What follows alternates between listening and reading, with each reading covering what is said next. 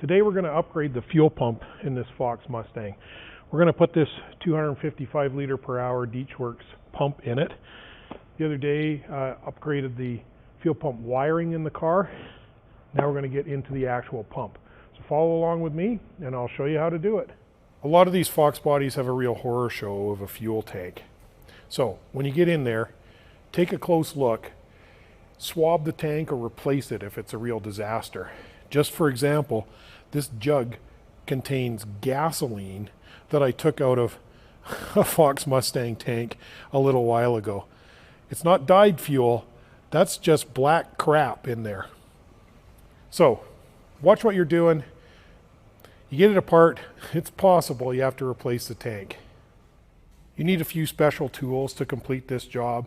One of the most important ones is a way to handle the fuel tank as you're getting it out of the car. Now, guys use a floor jack with a 2x4 or 2x6 all the time. That's a kind of a rickety system, and if you have the misfortune of taking a tank out that's got a little bit too much fuel, it can be fairly dangerous because it's easy to lose control of the tank that way, especially if you work by yourself. I use this box lift or shop lift, I guess it's called. I don't even know where it comes from. I got it for free somewhere along the way, but it's a real helpful tool. It provides a lift capability so you can easily control the height of it up and down. You can take the handle on and off, which makes it easier to work underneath the car. And the width of this tool is just about exactly the same as the width between the tank straps on a Foxbody or SN95 Mustang. So you got a broad, easy to control tool here, which makes it real easy to handle the fuel tank. I also use this tool for loading wheels and tires on and off of the wheel balancer, avoid shock to the wheel balancer and so on. So it's useful for a whole bunch of things, but it's an indispensable tool when it comes to doing one of these fuel tank jobs, fuel pump jobs. If your tank has too much fuel in it, disconnect the fuel feed from the front of the car, route it to a jerry can, and jumper the fuel pump relay to empty the tank. Replacing the fuel pump involves just a few pretty straightforward steps, but it's usually a dirty and miserable kind of a job, so you have to be prepared for it to take a little bit of time. The tank is held in by two tank straps. Those straps are held in with bolts here and on the other side over there somewhere. You're going to loosen those bolts off. You've got to have the tank supported. You're going to disconnect the wiring that connects the fuel tank harness to the body harness, and if you did the aftermarket wiring the way I suggest, this aftermarket wiring will stay with the body, so it's just as easy to disconnect it. And as the tank comes down, you're going to have to disconnect this retainer ring here, which isn't a big deal. You just take this little screw out and you can let that retainer ring sit loose. Then as you take the tank out, you're going to lower it and slide it towards the driver's side, because you've got to slide the filler neck right off the tank. It's hard to get a picture of this. There's a filler neck grommet in here, which we'll get a better look at when we get the tank out, and it's something that can be and often is torn, so you got to watch for that. Once you get the tank down low enough, you're going to have to disconnect the fuel lines from the top of the tank, and then it'll come right out of the car and you can get it off onto the floor or driveway or wherever to work on it. Set the car up off the ground with the tank supported, then disconnect the wiring harness, support straps, and filler neck retaining collar.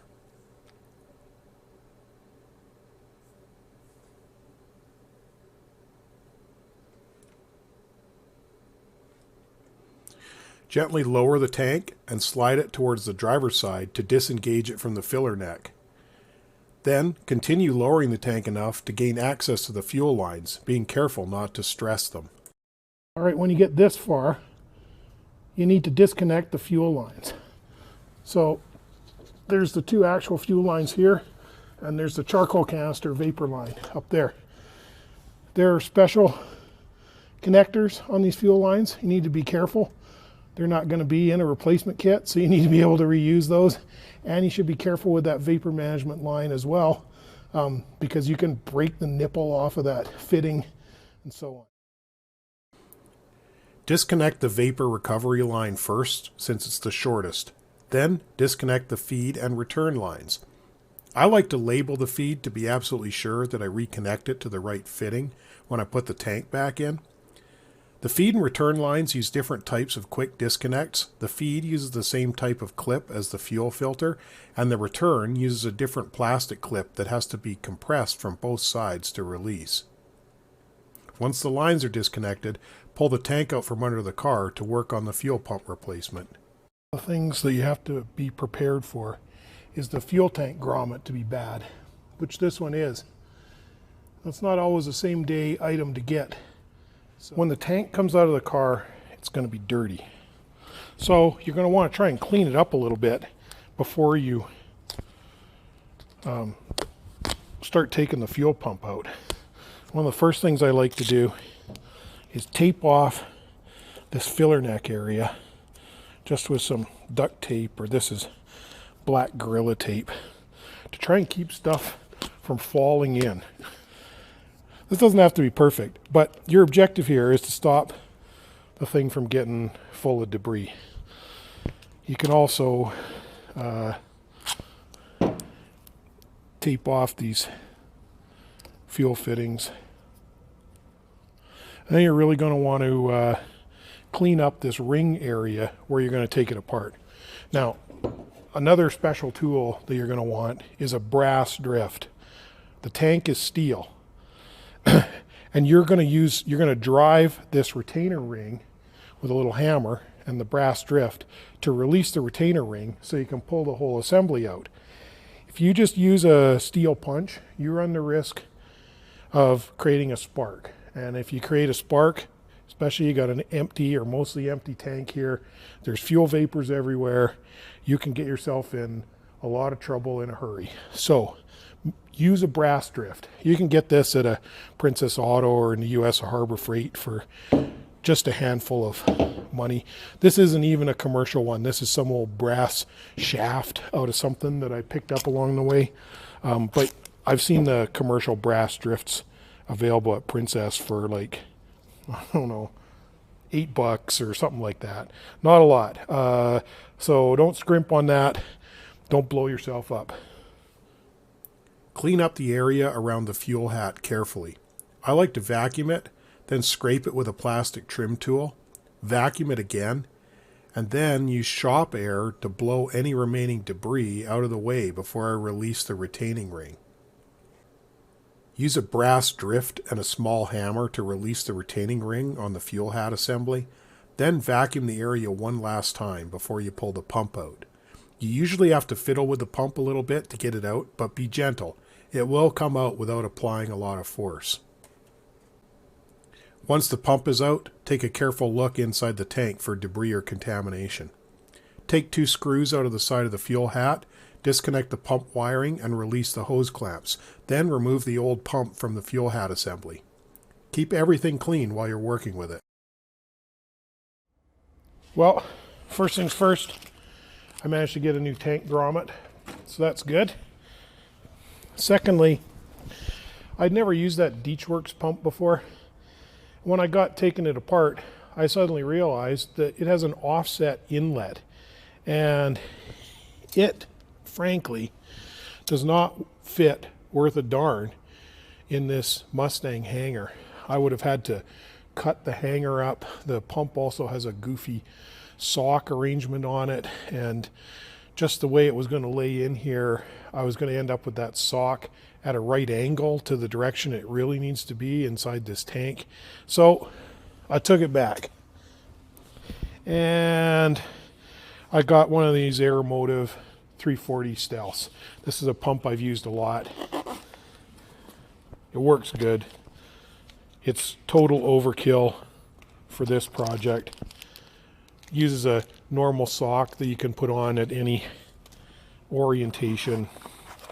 And probably most importantly, it uses a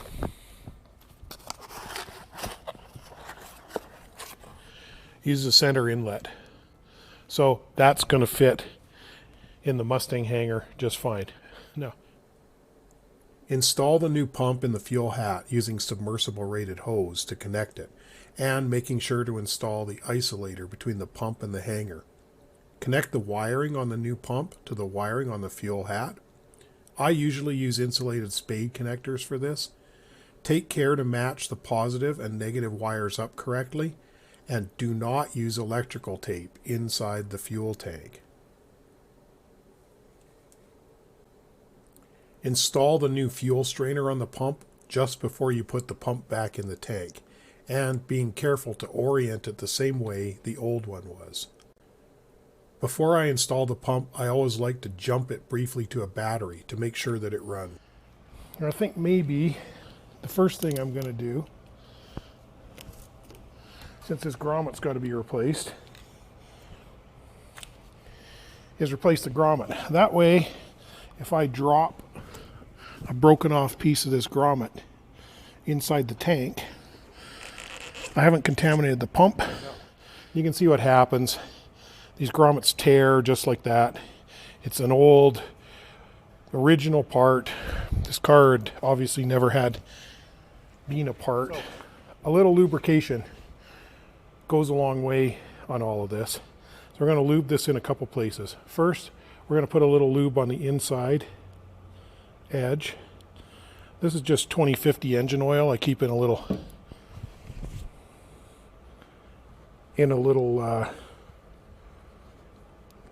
dropper there.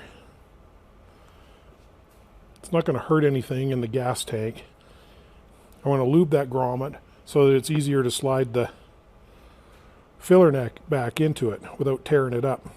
And we're going to lube the filler neck when the moment comes. But we're going to take just a moment to lube this while we're doing it. And we'll put just a little lube around the outside edge here so that when we go to put the grommet in, hopefully it slides in easier.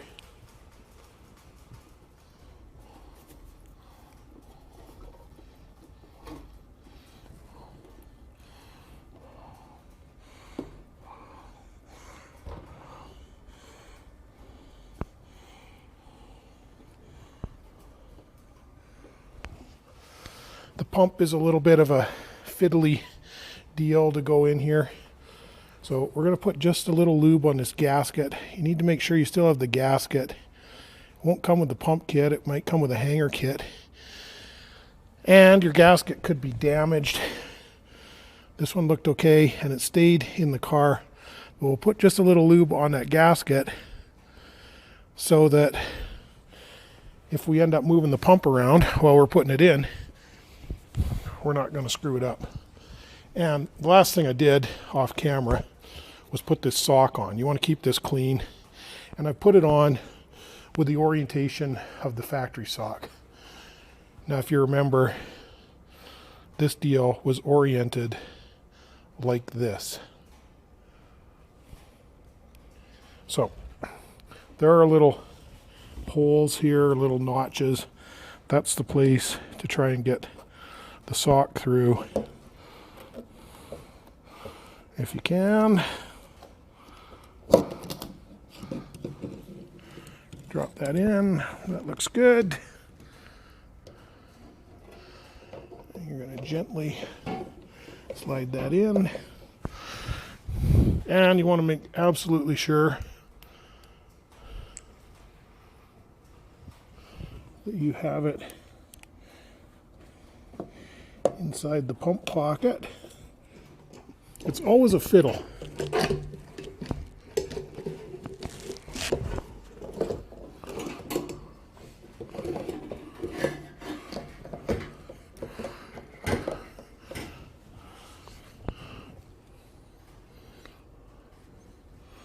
That looks like that's actually going into the pump pocket now.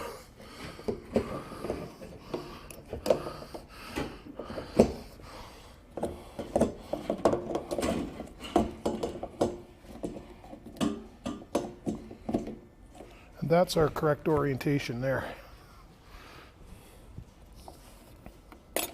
Slide the ring on.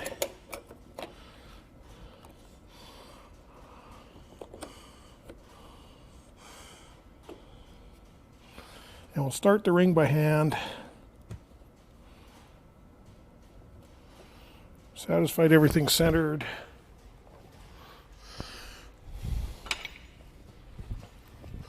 So we'll grab our brass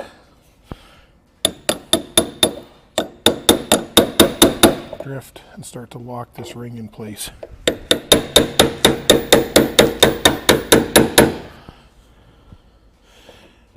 You drive on the alternate tabs because the ring tends to uncenter itself. And there are little stops on this ring that you drive right up to.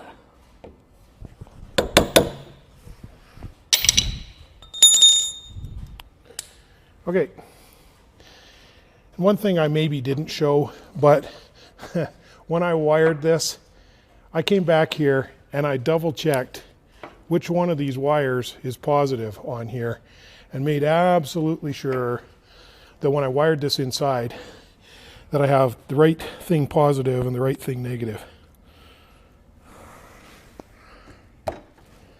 We'll clip that back in place, press that down, everything looks good there.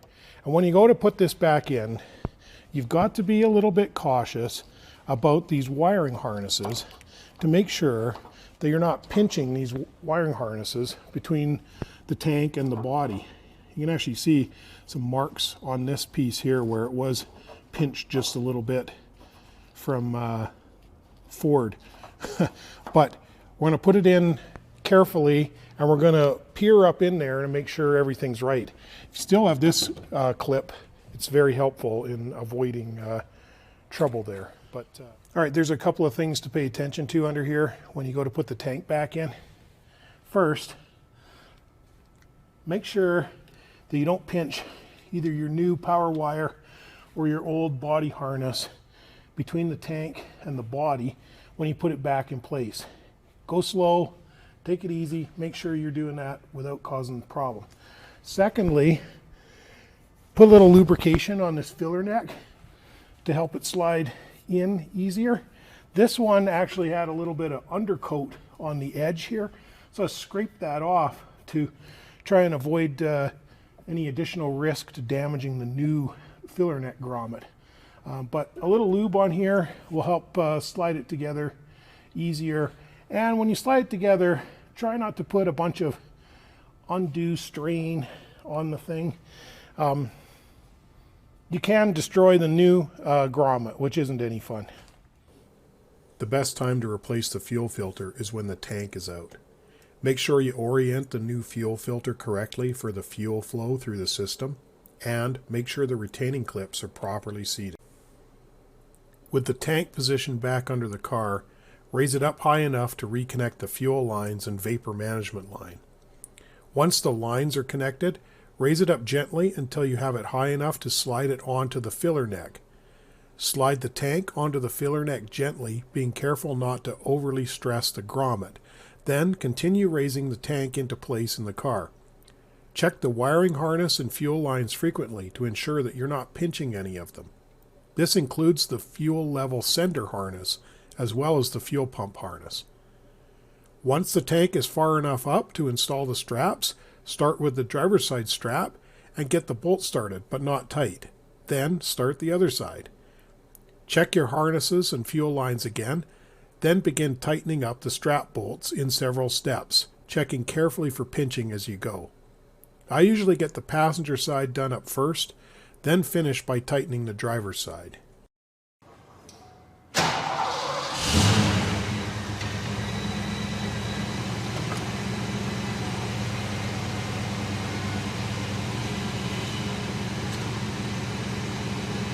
Start right up. That's a good sign. Again,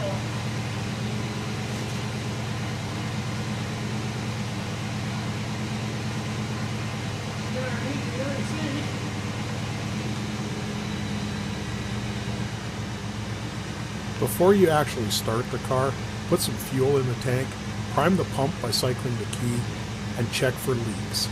Then, check it again carefully after you have it running.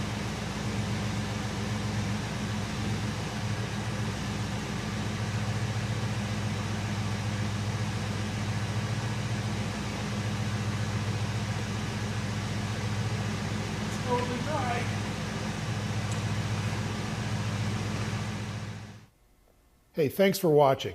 Don't forget to like, subscribe, comment, hit that notification bell so that you won't miss out on future videos.